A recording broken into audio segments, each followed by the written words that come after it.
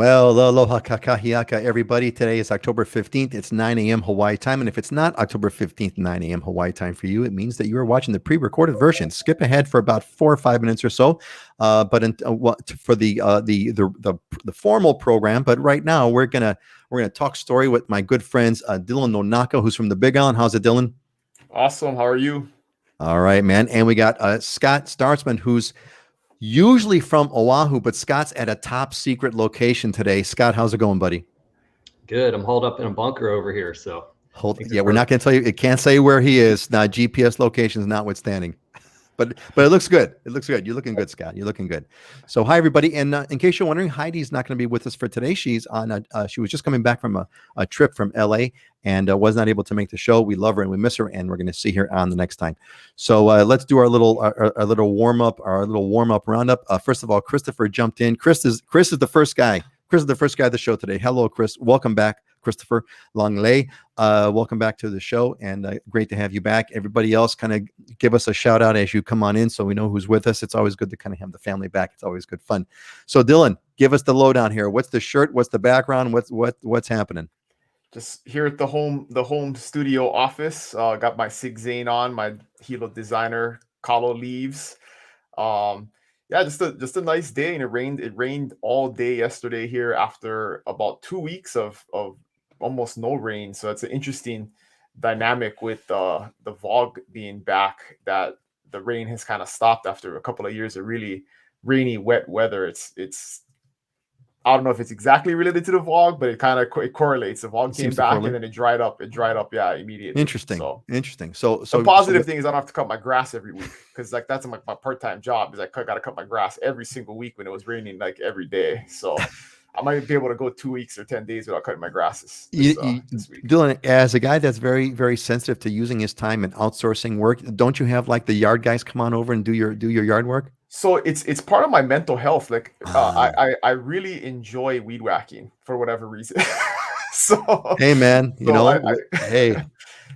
I put a podcast on, or an audiobook on, and I go out there, and then you just kind of do your thing. It's good physical labor, and then afterwards you can look at the fruits of your labor. And so sometimes it's sitting in front of a computer all day and on the phone, you need that. So that's like something I set time aside every week, either on a Friday afternoon or a Saturday morning, and like it's grass cutting time, and I get to spend time with my boys and put in some work. So no, that's a great thing. I actually have the same kind of a situation with washing my car. It's therapeutic. I put the podcast on, kind of sit there and kind of that's one thing I've never washed a car in my whole life. Let's throw these $15, drive through in 5 minutes, and I'm out. So. And you know what? I haven't cut grass since I was 10. So there you go. That's how it all flies. So Judy's with us. Hey, Judy, welcome back, Judy. Judy is a member of the Islander Ohana. Judy, welcome back. And Judy's been working with a Hawaii homeowner now. And a Hawaii homeowner, absolutely. Work with Dylan on a home on the Big Island, which is awesome.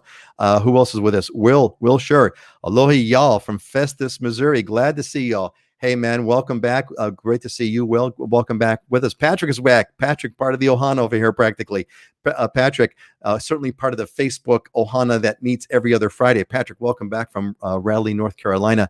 And Pam is back again. Welcome, Pam. Aloha from Denver. Good to see you all. It's like the whole family's getting back together. I love this part of the show, actually. Spencer, aloha from New York City. Always enjoy your show. And you know what, Spencer? The show is enjoyable because you're here. That's what makes the show fun. If it was just me, Dylan, and Scott, which is actually how it started, it wouldn't be that much fun. It's way more fun when people are. So yes, Judy, exactly, a homeowner. Val is back with us. Val, welcome back. Good morning. Happy Aloha Friday, and Aloha Friday to you. Jess is back. Jess is a member of the Islander Ohana and also a Hawaii homeowner through Scott on Oahu. So Jess, give us the latest of your adventures. Did you get furniture yet? You were getting some furniture for your house. The dogs. How are the dogs doing, Jess? Spencer is back with us. Spencer is a Kona resident now too. Congratulations, Spencer. Awesome. Welcome. Enjoy Kona. Spencer, I'm curious if you're enjoying Dylan. We're just before the show started. When the show. Yeah, Dylan was telling us about the rain pattern shift. Dylan, I'm sure it's a sign of global warming and the impending collapse of the world as we know it as well. You forgot to mention that. And Jeff is with us. Aloha from Michigan. Welcome, Jeff. Great, everyone, to kind of see y'all. Hey, folks, start to think about the questions. We got a great show for you today. We got a bunch of planned questions, of course, but your questions matter the most. Scott, give us the update. What's going on, buddy? Oh, I've upgraded my coffee cup today. I'm stepping up. Last week I went with a bigger one. This one's going with a mega. This is like something you would get at 7-Eleven or Circle K, right? Supersize me. Nah. Wait, hold that back. I don't even know what this thing is, to be honest with you. It's got some kind of holder on it, but it's got a pour spout. So I don't know. I thought about filling it up with coffee and going to town, but it's probably better not. Oh, you'd break your wrist if that was full of liquid trying to hold that thing. My right forearm would definitely be bigger than my left forearm. I could drink in that thing for a couple of days. That could be like a communal kava bowl. We could all just kind of pour a bunch of kava. Folks, is the Polynesian narcotic. It's a narcotic sort of a drink. It's actually used for ceremonies, typically spiritual type of ceremonies. It has a lot of medicinal purposes. It comes from the kava root, and it tastes like mud. It tastes exactly like mud, but it's a powerful thing, and it's like a communal sharing thing. It's a great way. It's a great way to spread COVID. You bring a bunch of people over. You all share out of the bowl, and you pass it around, and everybody catches COVID, and everybody can kind of, think. Isn't that funny where our minds go now? Oh man, it's the worst. I was watching the end of that Texas A&M Alabama game, and Texas A&M won, and the entire stadium goes out on the field. Everybody, and my first instinct is, wow, the entire team may be out for the next game due to COVID protocols or something. No one's wearing masks. I was at the Patriots Tampa Bay game last weekend, and it was no masks. I mean, it was crazy. So, well, I think what's weird about this whole thing is that you're really seeing the diversion of states and state cultures, right? State values, and it's kind of weird, right? Because here we are in Hawaii, where we're just short of lockdowns, right? We got mask, hardcore masking, social, all this kind of stuff is kind of still in place. And you go to a place like Florida, and it's as if it doesn't even exist, and it's just, so it's weird to kind of put those two together because all we know is what we live in, right? The thing is, though, it's like it's fake here, right? This is why we've had a lot of community spread. It's slowed down now, but people comply and do the right thing and go out in public and wear their mask at the store. But people are having gatherings all over the place. You go to the beaches and they're full of folks and gatherings. It's like, so in their private life, when they're not required to, they're doing what they normally do. And then, in the public areas where, we're told we're supposed to, people also are following the rules. But it's almost like, it's fake, right? It's a fake sense of security. In the public space, in the public area, Dylan, I put my mask on while I'm driving my car with the windows rolled up by myself. I still got my mask on, but privately, Anyway, hey, we got some more. The positive for the mask is I got the company logo and team name on my mask, and I get a ton of advertising off of that. I went to TSA the other weekend and had two ladies say, "Aren't you the real estate guy on Facebook?" And I'm like, "Yeah, that's me." And so, all right. great advertising. So I'm all about it. Hey, you might as well make the most of it, right? Absolutely. I have to tattoo it on my forehead when the masks go away. So I'm gonna tattoo a mask on my face. That's what I'm gonna do. So this one always looks like I'm wearing a mask. Anyway, hey, Joan is with us. Joan Valentine is with us. Aloha, Joan. Great for you to be here with us. And we've got Mary Jean, who's freezing in Illinois. Right, exactly, Mary Jean. I was born in Chicago, 40 below with the wind chill, man. I was there, but I left there when I was 21 years old and never went back. MK is back. Welcome, MK. Good to see you. Aloha, MK. And let's see, Chris, yeah, Scott must really need some coffee. Yeah, it's Scott. Scott, isn't it your cup is in proportion to how much work you've got to get done? Isn't that what's going on? So it's an indicator of how hot the market is. If I start drinking out of like a little European espresso cup, okay, now we know the market's going in the wrong direction. Oh man, now the market's going to man. Oh my God, it's 9:05 ready. We've already kind of passed up our fun. And there's Bernard. Oh, hey, welcome, Bernard. I've got your slide ready, buddy. Bernard sent us a great question over the slide, the question form. So why don't we get started. Will, I've got your question here. We're going to get right back to it. Is there a requirement for how large your water collection reservoirs have to be? Dylan, that's one for you. So hold on to that one. Why don't we kind of get the show? Let's get this party started, folks. And let's get into our a quick. I guess I got a quick news updates for you all. So it looks like what's happening is it looks like there's a lot of signs going on right now that restrictions are loosening. So there's signals that we're getting from each of the islands. The mayor of Honolulu, Rick Blangiardi, is kind of saying, hey, if you've got an outdoor event that you're looking at for the beginning of January, plan for it. So it looks like there's a signal that's coming in from the mayor of Oahu, the mayor of Kauai. Kauai has they have eliminated the tier system. Now they're still kind of on pseudo lockdown. There's still social distancing and masking and everything else, but they have eliminated that tier 1, 2, and 3, or A, B, and C. Those they've eliminated it. Maui, the Maui guys, Victorino, he's kind of saying, hey, we're going to be loosening up. So it looks like loosening up is on the horizon.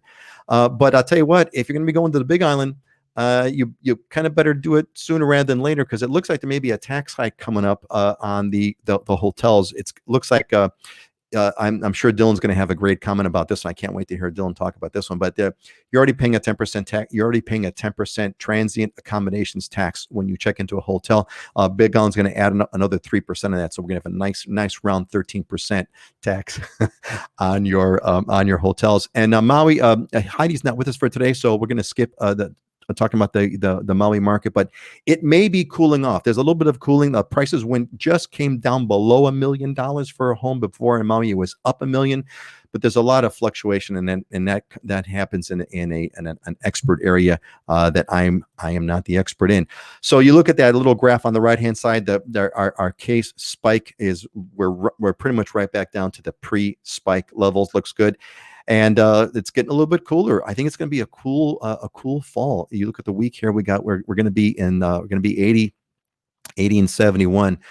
So I don't know what who's the girl from Chicago again? The one from Illinois. Yeah, that's that's it. Mary Jean. Yeah, Mary Jean. So check that out. Mary Jean's going to be 80 this whole week. Hate to do that to you. Anyway, hey. So let's catch up first with a few folks who've given their hellos. It's Juliana Debut is with us. Aloha, Juliana. Welcome. Good to see you again. And Kelly. Kelly is a member of the Islander Ohana and also a Hawaii homeowner on the Big Island. So Kelly, she's shopping right now. Kelly's shopping. All right, she's hanging out. She's part of your crew this weekend, Dylan. Excellent. Yeah. Well. Kelly, you are in good hands, as you already know. And Joyce, you've been away for a long time. You must be really homesick by now. Not to mention a little bit cooler. My son just helped her husband do some work on the remodel to try and speed that up so Joyce can get home. So we're trying, Auntie Joyce. We're trying. I dropped him off all day with her husband Chris. And did crown molding and painting and stuff. So crown molding and painting, awesome. So let's go some kind of new non-real estate news updates, things that are going on. Dylan, you gave us a little bit thing of an earlier about the weather. How about if we jump over to Scott? Scott, what do you see kind of going on Oahu news wise, not real estate related? Yeah, that you want to talk about? I see. So I see where products are costing more nowadays, so that's going to pass down on the consumer price index component. And Matson they just sent out a notification that their shipping charges are going to increase. So if you're looking at moving over to Hawaii and shipping things, it's going to start to cost more. So all around, you're starting to see increases on pricing on various products and services. That bad boy is coming, and I hope it's yeah. I don't know what to say about it. Okay, Dylan, what's new on the Big Island that you want to report on? How about that tax? No, I'm sorry. Go ahead. No. Yeah, don't let me distract you. I'm sorry. Yeah. Well, we can talk about the tax thing later. We had an interesting story this week about government corruption, right? So we had a former county council member and chairman and a two-time candidate for mayor plead guilty to federal embezzlement and bribery this past week. So just interested, you think about that stuff happening in Chicago and other places, but it happens here also. And you know, the guy could have been the mayor in this last election, ran for office in the last election while embezzling and bribing people at his nonprofit organization. So, you know, I am we are not shocked. immune. We are not immune from insane political corruption. So Dylan, I'm shocked. I'm shocked to hear to say that there are humans that run for office, fallen humans that run for office. I was told that it's angels. Only angels are in government, and only. So I'm in shock. Anyway, all right, folks. I think that's enough for the news update. Let's kind of switch over to and give us let's do some market updates. Scott, why don't we kind of go in reverse here? Scott, give us what's going on Oahu, man. Yeah, I scoured everywhere looking for little changes here and there, but nothing's changing. Dylan and I, we always kind of talk about the number of active listings on the market for single family homes, and it had been hovering around like 440, 430, and then it bumped up to about 455. And I was like, are we going to see a trend here? And this month it's back down to 438. So nothing's changed here. I mean, our median home price this month hit $1,050,000 again. And the condos are going up too. The inventory is shrinking significantly. So there's not a whole lot changing. It's pretty much status quo. Prices are going up, restricted inventory, a lot of competition. I did have success, or I am having success right now. I wrote an offer the other day on a condo, a little small 1-bedroom condo in town in the urban core, and no competition. And we're trying to get about 8% off the list price because they're overpriced, which is the trend that I'm starting to see. Sellers are starting to put their home on the market and they're trying to be aggressive with the price, which is the wrong strategy to do, which we had talked about before. But the two big things that I would say right now, I mentioned it last week about the international buyer coming. So I just called, this listing came on in Aloha, and I called the agent and he said, man, almost 3/4 of the showings that I've had have been to agents with foreign buyers doing FaceTime or Zoom showings. So it's there. That's I was talking about it, and then I talked to someone. He's like, yeah, I'm getting a ton of activity from that international buyer now. So it's there. I think it will come, and I think that will change the dynamic.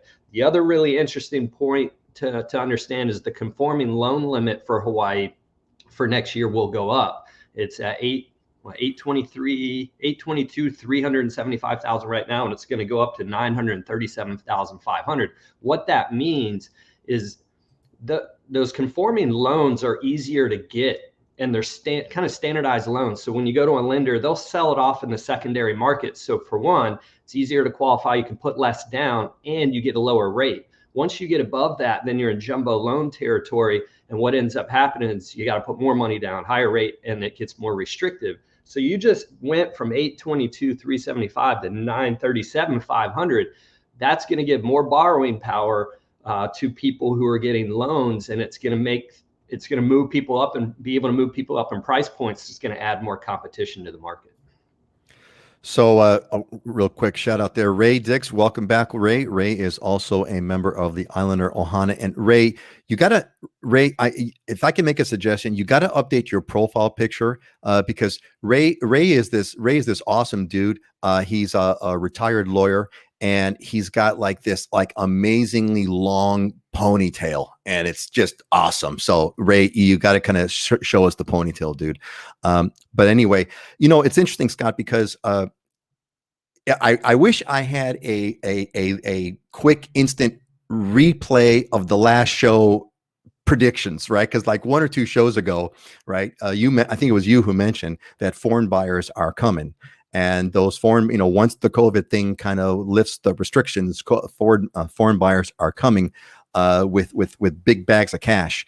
And it's kind of interesting to kind of see that. So every indication I'm getting, and look, and if you think about it, right, the inflation pressures are clear. Everybody knows that inflation is not coming. It's here, and it doesn't seem to be what they believe to be was a temporary thing. It seems to be kind of perhaps a much more not quite so temporary. So you got inflation pressures, which of course real estate always follows inflation. And then you got the this interest rate. So all the indicators are pointing that there's going to be more activity, and if anything, that the prices are going to jump even more. It's not going to let up. We're going to have less inventory, more activity, more demand, etc. At least that's the way I'm seeing it from what we've been saying. Dylan, what's up on what's going on the Big Island? I keep, yeah, and to Scott's point, I keep reminding people we've taken for granted there have been no foreign buyers in our market in the last 18 months, right? So when they show up, it's gonna continue to supplement that buyer demand. But here on the Big Island, same thing, status quo. The market is still very strong. We are seeing a little bit of a slowdown on the west side of the island in terms of the number of homes and condos that are selling, mainly because there's just nothing on the market. And we're still, this is an insane comparison, right? Scott just talked about 420, 430 homes on the market. That's what we have here. We have 420 some homes on the market today.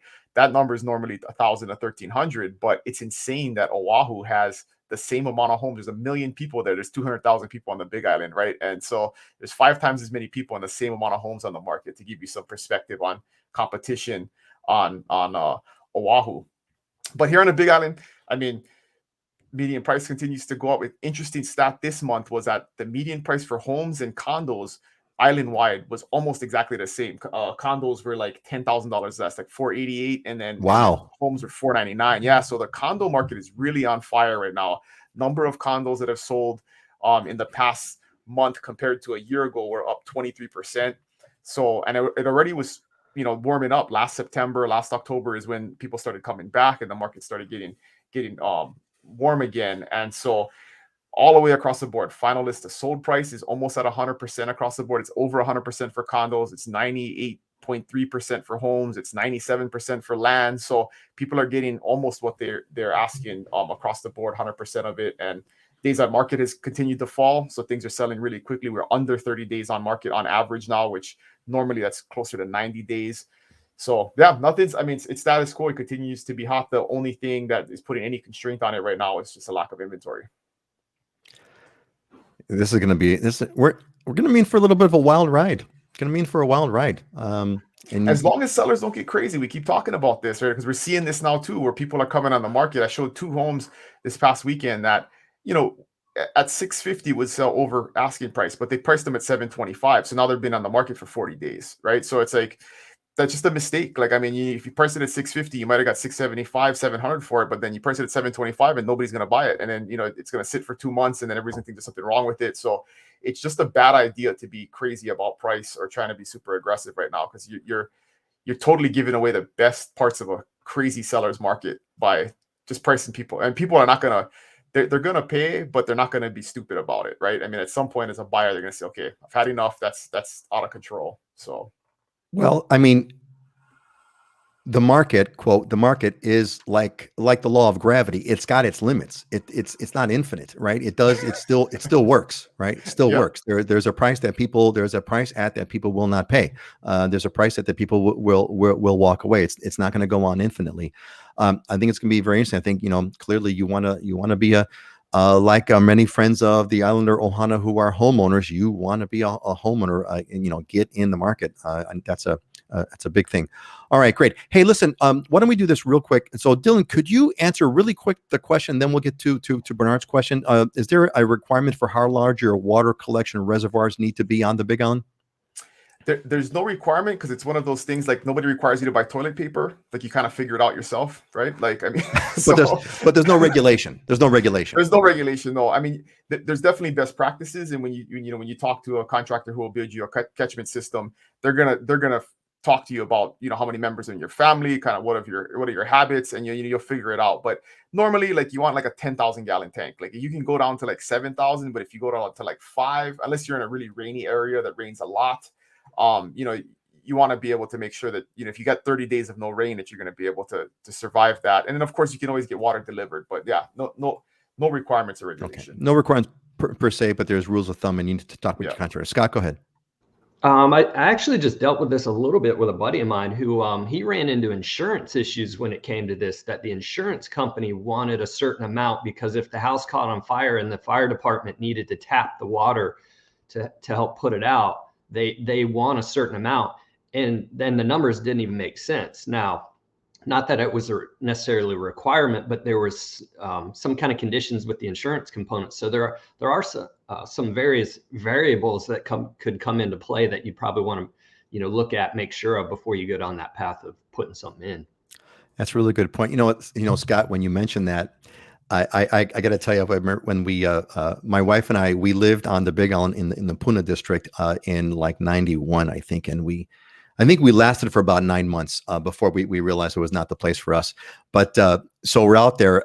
We're at Dylan. We were in the Hawaiian Beaches subdivision, and so we got the that was the Wild West back then. I mean, the Wild East. Man. It was, man. It was. Isn't it still the Wild West anymore? Pahoa's not. It's still wild, right? Or maybe has it gentrified? I don't know. But it was the Wild West back then.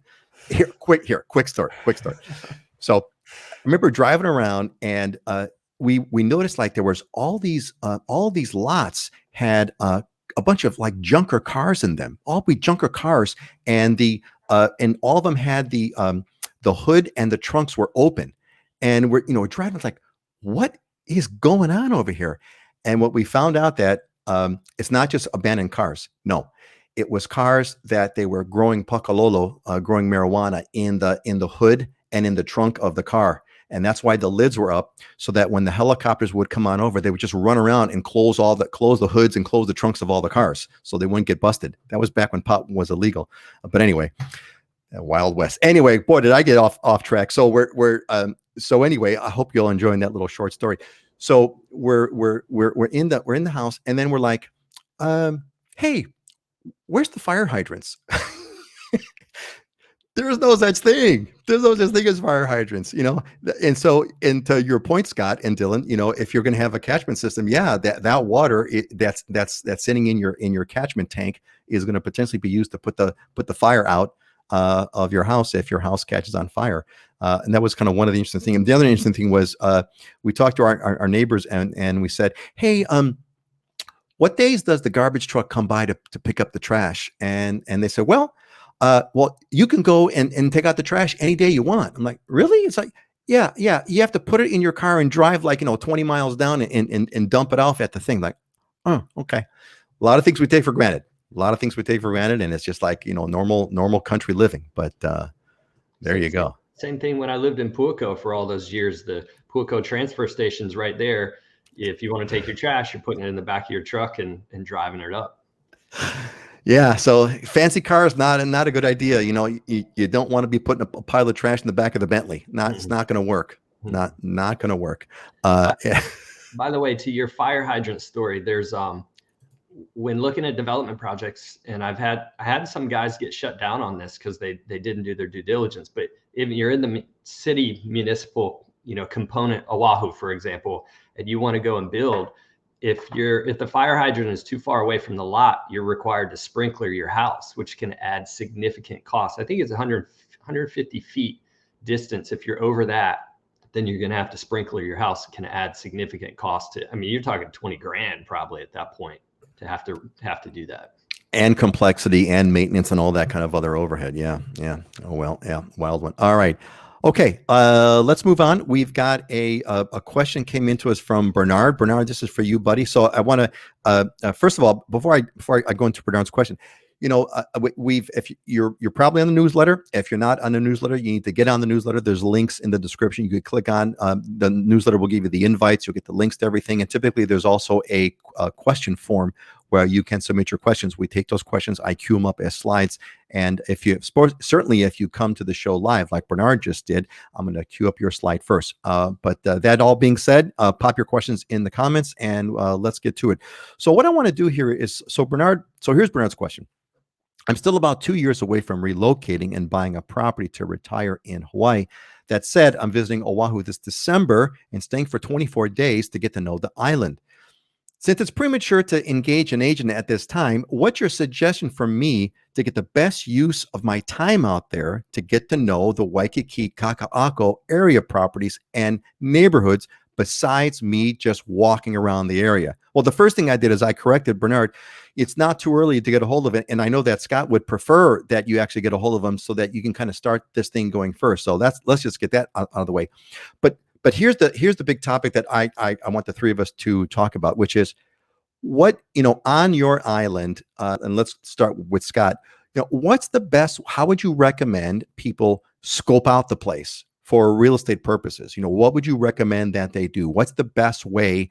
And get a little bit of details, like specific neighborhoods or areas to check or things to do. What kind of advice would you give Dylan? What kind of advice would you give Scott? But let's just start out with Scott, because it's a question from Bernard to Scott. Essentially, Scott, what do you tell Bernard to do to get to know Waikiki and Kaka'ako? What's the best way for him to do that? Yeah, I love this question. I mean, I think it's a great question in quite a few different ways. For one, Bernard's doing the right thing, and he's coming here and trying to get familiar with the island, and he's doing it well in advance. I mean, you can see right here in this process, it's buying real estate is not an event. It is a process, and Bernard's starting it 2 years ahead by trying to come and get familiar. Perfect. I mean, you couldn't do it much better than this. And he's staying for 24 days, which is a good amount of time. What you want to do is get out of tourist mode and get into try to replicate as much of what it's like to live here in normal life and maybe doing work from here. But the biggest thing to me is, and this is why I do want you to reach out to us ahead of time, is because, okay, right now you could be considering the entire island. And based on your lifestyle and our discussions, I can kind of help either recommend areas you wouldn't consider or hadn't considered, or steer you away from something that you were considering that may not be the right fit for your lifestyle, for your needs, for your price point, whatever it is. So yeah, let's have that conversation. Let's do a consultation. I probably do 3 or 4 a week, just in this sense. We can meet each other, see if we're the right fit, and I can give you the recommendations. But the best thing when you're here is spend time in those areas. So you want to go down Waikiki or Kaka'ako. Okay, Waikiki is going to be divided up into multiple different little, basically micro hoods. You get on the far end of Waikiki, close to Kapiolani Park, versus the opposite end of Waikiki, closer to Ala Moana. It's a completely different lifestyle, completely different feel. You'd be doing different things and have different things at your access. So which do you like? So spend time, go to the restaurants, go to the shops, try to get out of tourist mode and spend some time in those areas. Usually what I recommend with people, and we just did this last week, we had somebody come over here deciding between Ewa, Kailua, and in town. Okay, we went and showed them some properties. They're definitely coming here in those areas. And then they spent the day or 2 days in those areas trying to see what it's like being there. Do they like it? Do they like the shops? They went and even met with people for schools, interviewed people for schools in those areas, and did the commute drive. For them, that was going to be an important component. So they got up early, drove out to the area, and did the drive. I'm so glad that you mentioned it, because Islander Ohana members who have gone through the course and through the cohorts will know what Scott's talking about. We call it the unvacation, and we go into great detail about what this unvacation is. And I would add, Scott, to what you're saying, I would add on maybe 1 or 2 more things only, which is, Bernard, get an Airbnb in Kaka'ako if you can. This way you're living in the area just like another resident would be. You kind of want to simulate that. Yeah, the tricky part right now with COVID is just, it's hard to be able to go to open houses, say, and just walk in. Take, for example, Anaha and Kaka'ako. You can't even get in there without showing your Vax card or a test, a negative COVID test. So they're significantly restricting random people coming in. So they're not even allowing open houses right now. So you would need an appointment in that situation. But to me, if you're thinking 2 years down the road, market prices are going to change significantly. To me, it's more getting the neighborhood lifestyle, because I always say, you're buying a lifestyle. We can pick out the pretty home and get you a pretty home, but if you hate the community and the neighborhood you're in, you're never going to leave the house, and then you're going to be miserable. So pick the community first, figure out the lifestyle that you want to have and be in the right community, and then we can figure out the housing. And where the housing component comes in with us having that discussion is, okay, what are you looking for? Is this neighborhood within your price range, or is there something else you should consider? Yeah, it's so varied that you really got to have that conversation. That's just going to let you, basically, folks, let these guys help you by getting to know you a little bit better. And Bernard, Bernard agrees. Great guidance and advice. Yes, going on non-tourist mode. We'll be reaching out to you soon. Yeah, Bernard, that's what it's all about. And Will says, Scott, can you please share your information so that I may reach out and contact you for a consultation? Great. Will, in that you're on YouTube, in the description right there, there's links. Click on the link. It's right there. Or I'm assuming that you're on the newsletter. Just hit reply and we'll connect you right in. So that's the way to do that. And Jessica agrees. The unvacation is critical. That's right. We thought we wanted to live in one area and ended up buying in a totally different area. Exactly. Precisely. They did it a great way. Wes and Jess did a great job. And in fact, we were headed down one path and we completely changed directions. But a part of that is getting out, getting familiar, and thinking about it. They did a good job. Jess, how's that working out, by the way? Fill us in on how are you folks settling into your new spot? How do you enjoy that? I think you mentioned that you're just a short bike ride from Ala Moana Beach Park. How's it all kind of working out for you? Let us know. Bernard, staying in a rental. Love your lifestyle advice, Scott. Yeah, excellent. That's what it's all about, man. That is what it's all about. Okay, Dylan, give us the Big Island scoop. I mean, how would you give us some details, add on to whatever Scott said? What would you recommend for someone who's kind of like trying to scope out the Big Island? What should they do? Where would they go? Same thing, but it's so critical on the Big Island because it's so diverse, right? I mean, like, let alone neighborhoods, you're talking about climate and weather and rain, and I mean all kinds of different things. So I mean, you can have a vastly different lifestyle in not being very far away from other places, but definitely when you're picking just region of the island, then you got to look at elevation inside of that region. And then, do you want to be in a gated neighborhood? Do you want to be in something that's more, older and has fixer uppers or more of that old time community feel? So definitely staying for a little while. That's one of the things about the islands is that, you can get 3 or 4 days of beautiful weather that, is maybe not representative of what the weather normally is, where you might get 3 or 4 days where the weather's terrible, but that's not how it normally is too, right? So you kind of want to stay for a week or two and really get a good sample of what the climate is like and the weather is like, so you have an accurate representation if you're there long term, because you can get 2 or 3 days where it rains cats and dogs all day long and you think this is not right for me, but that could be an anomaly, right? I mean, so spending some additional time, not just doing like maybe 1 or 2 days in different places, spend a week or two in different areas, even if it takes you a couple of different trips to really get a feel for the area that is best. And then you could go to the restaurants and go to the stores and, get those, how far is the commute? Because sometimes when you're on vacation, you're like, you don't mind driving 30 minutes to a store, but if you actually live there, would you want to do that every time you got to run out and get milk or whatever, so those are the kind of things you really got to think about. And yeah, just like the unvacation, right? Try and live like you normally would. On vacation. So, Dylan, what would be the major, if you were just to kind of break the Big Island down, into a few major districts, what would those major, if people want to rattle off a couple of, I went here and here and here, what would you give those major districts that people should try to spend some time in? It's pretty easy. It's east, west, north, and south. So, but then to further break that down, east and west, you have the population centers, right? You have Hilo and Kona on the east and the west side. So that's where the cities are at, big box stores, most of the jobs. That's where you're going to have your as close to a city lifestyle as you're going to get, town lifestyle here on the Big Island.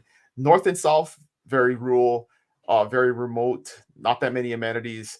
But if that's what you're into, I mean, beautiful nature, hiking, beaches, all that kind of stuff. So you kind of trade, a little bit of that, the creature comforts for the nature comforts. So that's the biggest thing is first narrowing down, like, what do you need? Are you going to need to work and commute every day, or are you looking for more, you don't mind being an hour away from a Walmart and you'll just do that every other week or something, and you want to be in a very rural area? And then price drives that, right? That's the first thing, is you really got to figure out your price point before you can even start looking, because if you look at on the west side, something on the west side is going to cost you 100% more than something on the south side of the island that's very similar in terms of acreage and home size and home construction, all that kind of stuff, just because of location. So that should be a big factor, is figure out your budget first and then see if the areas that fit the budget fit your lifestyle. Yeah, and to your point, Ray chimed in, also first know thyself. Words of wisdom there, Ray. Know thyself. What are your must-haves? What really matters? You gotta, you gotta kind of figure, kind of layer all that. And I think that's kind of why you want to have that conversation. I mean, you could kind of watch what we're kind of doing over here and try to extrapolate that, or you could just kind of give a call and talk to Dylan over the phone, or talk to Scott and say, look, we're into, and that's kind of what it is. Kelly, and you got to walk it. Photos don't exactly. You can't. It's like we joke about this, right? You can't decide what the right place is for you by scrolling through Instagram. It's not going to work. It's not going to work. Go ahead, Dylan. And also reading like online blog posts, right? I mean, we get so many misrepresentations of different areas because who normally does online reviews? Negative people, right? The thousands of people who are loving it and enjoy it are not going to take the time to write a long post online or review online or something. So it's crazy. I mean, we don't personally ever look at that stuff, right? And I get that stuff from people. I say, what about this? They send me an article and I'm like, oh my goodness, this is crazy. I mean, this is so misrepresentative of what this actually is. And sure, did this maybe happen? Did this person have that experience? Absolutely. But that's not it. That's an exception, not the rule. So don't rely on the crazy online stuff. I can't tell you how many people have, read negative stuff and then go to an area and absolutely love it. And, don't even understand how someone could have said something like that about it. Hey man, just scroll down my YouTube channel on a couple of comments and you'll know what I'm talking about. And those are the ones I let through. Those are the ones I let through. I didn't get the other ones anyway. Scott, you wanted to say something?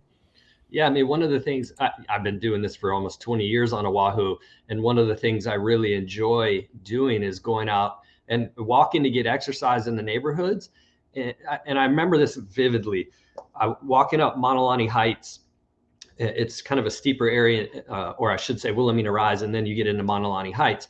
And I remember I walk down the side streets, I'm paying attention to the neighborhood and whatnot. And I've been doing this for 20 years. I've been selling in the neighborhood, no problem. I understand it pretty well. But getting out and walking, I get a totally different feel, street to street. Oh, wow. From here, the utility poles go underground and the lots get a little bigger. And wow, look how this view opens up. Or look at these houses versus the ones 2 streets down. That's the little nuances that you need to get an understanding of, and get out and walking is one of the best things you can do. I do it all the time. And I'm still, I know the inventory in the neighborhood significantly better than most. It's like it's amazing synchronicity and timing, because Scott, is just when, before you started talking about walking, Judy had submitted this comment and I popped it on as you were speaking, walk the neighborhoods too. So exactly. And Judy can add in and visit them day and night and sit and listen. Great idea. That's because, places are one thing during the day, but they're a little bit different at night. All kinds of strange creatures. All kinds of strange creatures come out at night, and we're not just talking about centipedes. You want to know if the neighbors have 12 people living in the house that play the drums all night, right? And they got you there during the day when you're at the open house. So. Yeah, who does band practice? Yeah, exactly. Oh my God, that's hilarious. It's so true.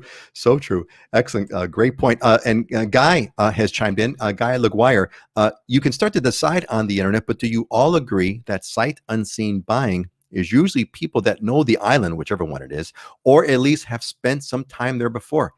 Exactly. I mean, I remember we talked about this sight unseen a long time ago, and Heidi made the point that she was saying, she sold a bunch of homes to sight unseen, but these were places that were sold, for example, in a condo building where these people had come to visit this condo building year after year after year after year, and they knew exactly what they were buying. So in a sense, it's not really sight unseen. Maybe that's specific unit, but really, sight unseen.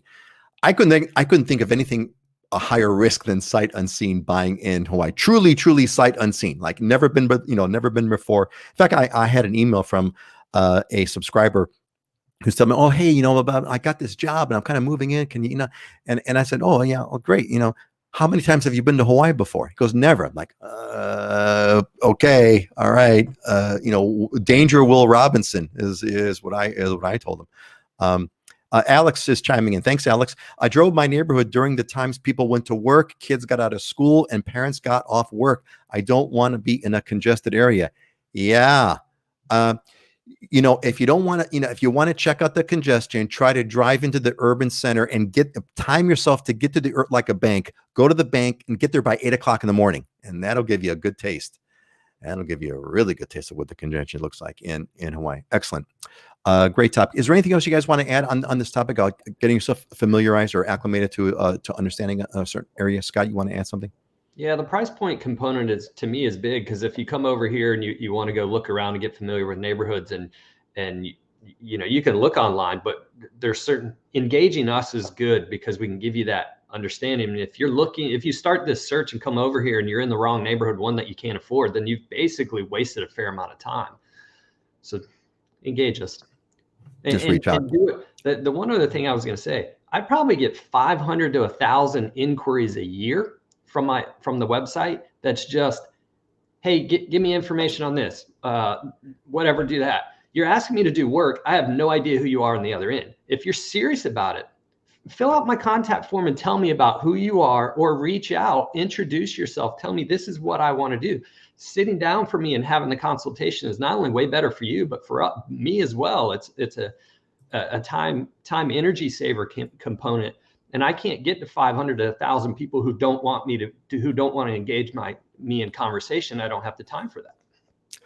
And we've mentioned this before, off the air, but when you tell Dylan or Scott that, hey, I've been following you guys on the show, that tells us a lot, right? That tells us that you've been following, that tells us that you've heard what we've said, you've gone to the website, you've got this content, there's all kinds of things. So that's a big qualifier, I can tell you. Am I right, guys? I mean, if someone comes in and says, look, I follow you guys on the show, that means a lot. Okay.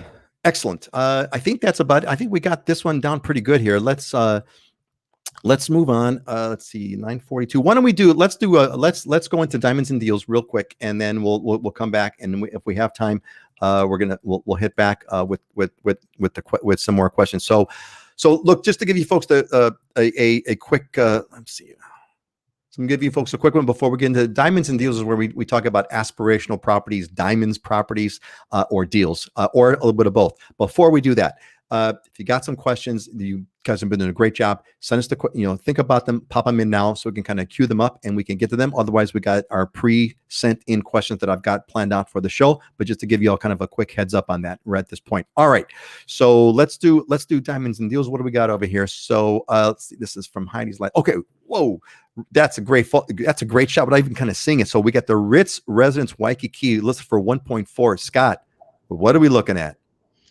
Yeah, I decided to pick one a little different. This is Resort Zone Waikiki. This is, you basically buy the unit and you put it in the hotel rental pool with the Ritz service level and whatnot. This is a 2-bedroom, 2-bath, 1,150 square feet roughly, and a huge lanai. It's like 400, almost 500 square feet. You can see it in the lower right-hand corner. It's this huge open lanai. And what I love about the Ritz, so there's a couple of things why I picked this one. It's totally different. If you want transient vacation rental unit, that's actually a condo that you put into the hotel rental pool, this is an option. And there is a restriction on the amount of days that you can use it. There's a maximum number of days that you can use it because it's intended to be put into the hotel rental pool. But I love the Ritz Residence. My good buddy of mine actually was the owner's rep on the build out of these. And Kiora is the Italian restaurant there. It's one of my favorite restaurants. If you look to the right of the building picture, you look out across Fort DeRussy Park out to the sunset. So you get this greenery in front of you. You don't have any big buildings in front of you. And you have this open space out to sunsets and out to the ocean, which is really nice. It's got this nice relaxed feel. And Kiora, the Italian restaurant there, is one of my favorites. They were doing a once a month pasta tasting, and I was going every month. And it got to be so popular with the locals, they had to stop it because the hotel guests couldn't get into the restaurant during those days. But it's got a great seating, great amenity pools, as you can see in the upper right corner. You look out across Fort DeRussy Park. You got full kitchen, 2-bedroom, 2-bath, 1.48 million in Waikiki. So Scott, can you? I don't want to go down a rabbit hole here, and I think we should actually have a segment about this as a completely separate segment in a future show. But very quickly, what do the numbers, what does the sort of the ROI generally speaking look like on this kind of a unit? Let's say you buy it and you let's say you come out and you stay, let's say 30 days out of the year, let's just say, for example, and you rent it out the remaining 11 months or something like that. What does the ROI look like? Being in, you put it in the hotel. The way that this works, folks, is there's a hotel. It's a hotel. You put it in what they call the hotel pool. The hotel does the management, does kind of takes care of it, the cleaning, everything else. You just kind of walk away and you come back when you want to use it. It's almost like a timeshare, so to speak, in that sense. But Scott, generally speaking, what does the ROI kind of look like on something like this? The ROIs are typically lower, and I would be hesitant to answer that right now because don't. A year and a half has just happened of, right. We hadn't had any tourists, and now we're having this kind of ebb and flow with what's going on. So I have no idea what the numbers are right now. I'd have to dig into it. Yeah, but just generally speaking, they're generally lower. They're lower than, to me. And here's the methodology. People that are buying these are wanting to buy them partially for personal use and partially for investment, right? And anytime you bring the personal use component into something, it's going to affect your ROI, right? So if you were to buy some, and because you're putting it not only into a rental pool, but you're putting it into the Ritz rental pool, there are heavy fees for that, and there's a high service level, high amenity level that comes with that, and there's a cost to it. Got it.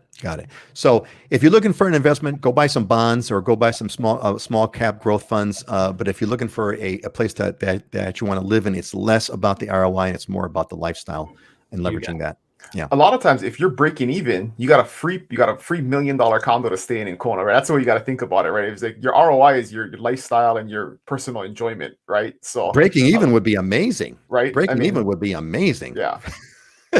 Right. That would be phenomenal. All right. That's the right mindset to have in a property like this. Some people, when they want to, do that 2 or 3 month a year type condo, it's like, hey, if the other 9 months just pays for your HOA fees and your taxes and, all of the other fees that come along with it and, maybe some repair and maintenance and stuff. But hey, if you're breaking even, you're living for free for 2 or 3 months in an oceanfront condo, like that's also appreciating with the market. That's, exactly. A nice hedging against inflation. It's when now Dylan, when you say breaking even, what do you mean by breaking even? Are you saying, for example, I come up with the down payment and then my mortgage? That's a big piece of it. And again, just generally speaking, if you have a mortgage, a lot of times it's going to definitely be closer to breaking even, or maybe in the red a little bit. If you pay cash, a lot of times, even with 40-50% occupancy, you're going to at least break even, right? You're going to pay for all your taxes, all your HOA fees, any additional fees you need to be covering. And so, then got it.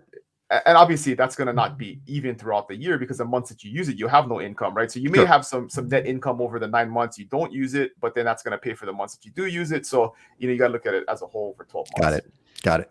And your financing options on these types of properties are much more restrictive. They're much more challenging. Yeah. And I would say they are more challenging per condotel. Condotel is kind of the classification for a lot of these. Condotel, hotel, condo. Yeah.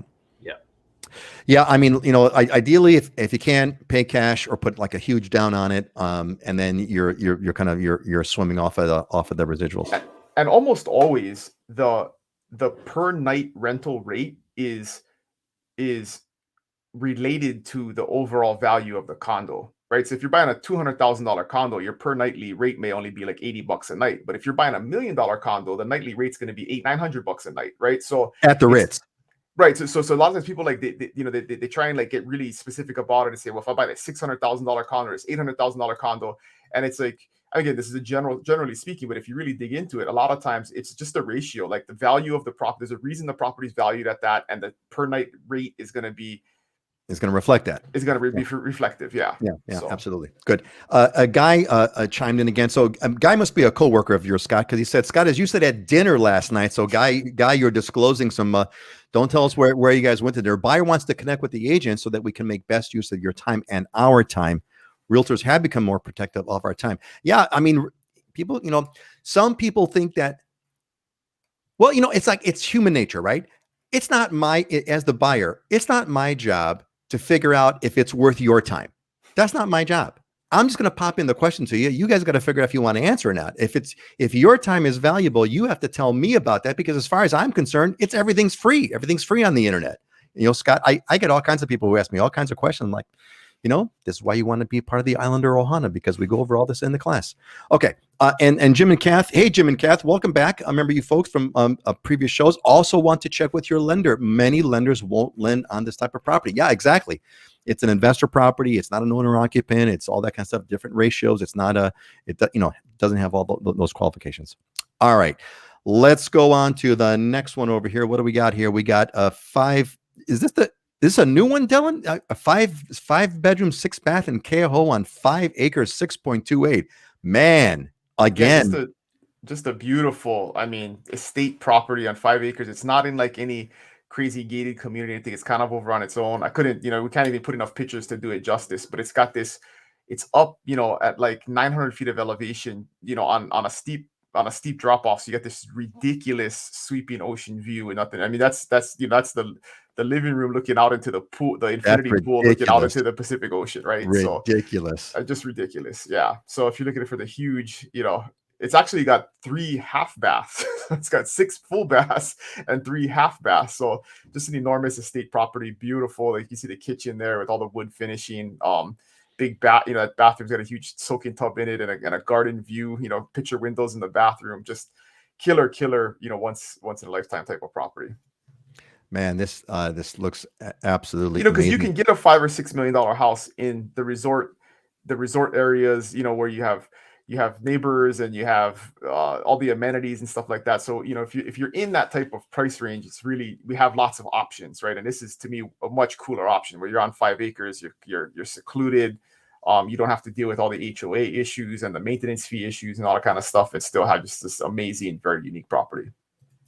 Man, that is I'm still kind of blown away by the whole idea of it, right? 5 acres on the Big Island is like in Keauhou. That's a huge monster property, right? I'm just kind of thinking, hey, gang, maybe we can all can we all like partner up and like all go in together on this and kind of do like a fractional ownership on a 5 bedroom, 6 bath? That's a winner, man. Maybe a topic for another show, but I've been talking to Picasa. Have you heard of them, Scott? It's this new company, Spencer Ranscroft, who was a founder of Zillow. He left Zillow and now he started this new startup. But they're basically doing that. They're doing fractional ownership up to 8 people. So what they're doing is they're creating LLCs, buying properties, and then you can buy shares in the property 1/8 at a time. So you can buy 50% of it or 20% of it or whatever you want. And they work out and manage. So for the person who wants to be a second homeowner but doesn't want to buy 100% of a property, it's somewhat like a timeshare, but not the same, right? Like a timeshare, but different. Yeah. Wow. Yeah, but I think it's a really cool, innovative idea. And for markets like ours, where even if it's just 2 owners, right, you do 50% of the year or something like that, and you don't have to worry about incurring the cost of the whole property. It seems like a very cool, innovative idea. Yeah, Dylan, the living in Hawaii Ohana is going to go in on and buy the 5 acre property on Keauhou. Gang, what do y'all say? Are y'all in with me? Come on, pony it up. Let's do it. Damn, that would be amazing. Go ahead, Scott. Yeah, it's interesting that you mentioned that, because I'm working with a company out of Canada doing that on the luxury home side, and where I want to say it was like 2009, 2010, where fractional ownership concept came to Oahu and for condos. And actually how it was done in the beginning was you fractionalize it based on, let's say, 8 different ownerships, and you actually took an ownership stake for a fraction of the property, whatever your percentage is, and then you could utilize it during that block of time. It's modified a little bit now, and it's interesting because the companies are buying the property, so it's holistically owned, and then you're buying kind of a share piece, a stock certificate piece, so to speak, in it. And it's interesting to try to think about, okay, what is the better route to go? What's your return? How do you sell that? You have to either sell the stock piece and where is there value? How much value is there in that, and what kind of returns can you get? But yeah, you can reduce your costs, reduce your buy-in amount and get into something that's worth significantly more, and you get an allocated portion of time. Interesting concept. Okay, well, Heather's in with us. So Heather's working with Dylan, if I'm not mistaken, right? Yep. Right, Dylan? Yeah. Heather, let's do it. Let's do it, Heather. Let's figure this out. It would be what a fantasy thing, fun thing, right? Let's all Islander Ohana opens up, buys a 5 5 acre, $6 million property. That's awesome. Jim and Kath, the conventional loans. Yeah, you must have just missed it. We talked about that earlier in the show, how the conventional loan limits are going up. Corinne says, is there a condo in Kauai? Yes, there is. We just don't get a whole lot of inquiries from Kauai, or we'd have a Kauai co-host. But Corinne Dylan's got great contacts on Kauai, experienced people who can help. Click on the link in the description and send us in your form. We'll be absolutely happy to help you up with an expert who knows Kauai like the back of their hands. All right. Gang. So we're gonna wrap this up over here. Last chance to pop in whatever questions or comments you wanna add to us right now. Let's see. Yeah. Okay. So let's move on. I think that's pretty much it. We're going to go to our closing thoughts, and I've got the wrong label on it, so you're going to have to ignore it when you see it. So I've got next show is October 15th. It's not October 15th. That's today is October 15th. I should take that off to make it timeless. I could do a live editing, but that's like watching paint dry. You all know the idea. We're going to meet in 2 weeks, which will be what, the 29th of October. Let's go through our closing thoughts. Why don't we start with Scott first, and then Dylan, you close it up. Scott, what's your closing thought today? Yeah, I always go back to there's the element of growth. In order to have growth, you have to become uncomfortable. And when you do have growth, there's a bigger satisfactory kind of experience or aha moment at the end of that. And I always look for trying, get comfortable being uncomfortable is one of my biggest things. And how do you step outside the box and constantly push for growth and learning and having a cool experience, different experiences going on this journey. No pain, no gain. No pain, no gain. Dylan, what you got for us, buddy? All right, I got it. If you're not willing to learn, no one can help you. If you're determined to learn, no one can stop you. And just want to say that one. Okay, back up. Okay, that's a great one, but back it up and say it again slowly. Slowly. Right. If you are not willing to learn, no one can help you. If you are determined to learn, no one can stop you. Love that. And just in the context of appreciate everybody coming on and watching and learning and being educated, and nobody can stop you. Gang, the 39 of you that are still here with us, you are part of an elite group. You're the ones that kind of take the time to kind of research, and you're the folks that come out ahead because you're here with us. You're listening in. You know where the archives of the show are. You're part of the newsletter, I'm sure. And this is what it takes. And I can't tell you guys. We got a little bit of Abe. I just thought about this. So thank you, Amancio. Abundance mindset over scarcity mindset. Hey, if you folks got your closing thoughts, pop them in. I love to throw them on there. It's great. That's a great idea. If you got words of wisdom, pop them in. Love to see it.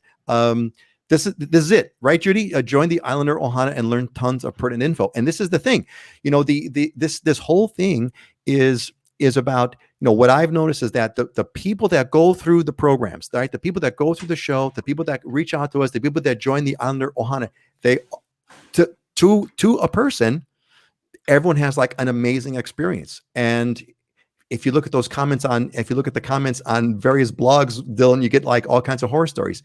Doesn't happen with us. Not to say that it won't ever happen, but we've got a process that we go through because we've been there, done that. Dylan was born and raised here. I've been here for close to 40 years. Scott's been here for over 20 years. This is what you get when you have this kind of experience. So yeah, hey, we got the comments coming in. Guy Lagoy, great job, you guys, on the show. Seriously, well done. Guy, come on in, buddy. The water's fine. Great to see you here again. Another great show. Thanks, Patrick. Really, really, really appreciate it. Oh, I love this one. Jim and Kath. If you're not first, you're last. Good one. Ricky Bobby. That's the philosopher, Ricky Bobby. Ricky Bob. That's the baby Jesus with the beard. That's what I remember on that show. So hey, I got I'll close it with my closing thought. My closing thought is this: I say, if you happen to be a person who has read the Bible or likes reading the Bible, try this. I've been doing this now for, I want to say, almost a year, and it's been really, really cool. The book of Proverbs is really cool. The book of Proverbs has 31 chapters in Proverbs. Try to read a chapter of Proverbs that correlates to the day of the month. So today is the 15th. Read Proverbs 15. This and read it again. The repetition, read it again and again and again, month after month after month. It is an incredible, incredible, incredible book of wisdom. Read Proverbs. All right. And let's see. We got some, Pat is chiming in here. Mahalo. Great show as always. Pam, it's great because you're here. It's great because you're a part of it. That's what makes it great. Will, great show. Always learn something. Yeah, me too. Me too. That's what makes it so much fun. All right. Aloha, folks. We're going to go right down the line. Dylan and then Scott, give your alohas. Have a great weekend, everybody. Aloha. Aloha, everybody. Thanks for coming in. Aloha, folks. Yeah, thanks for all being here. Have a great week. We'll see you folks in 2 weeks.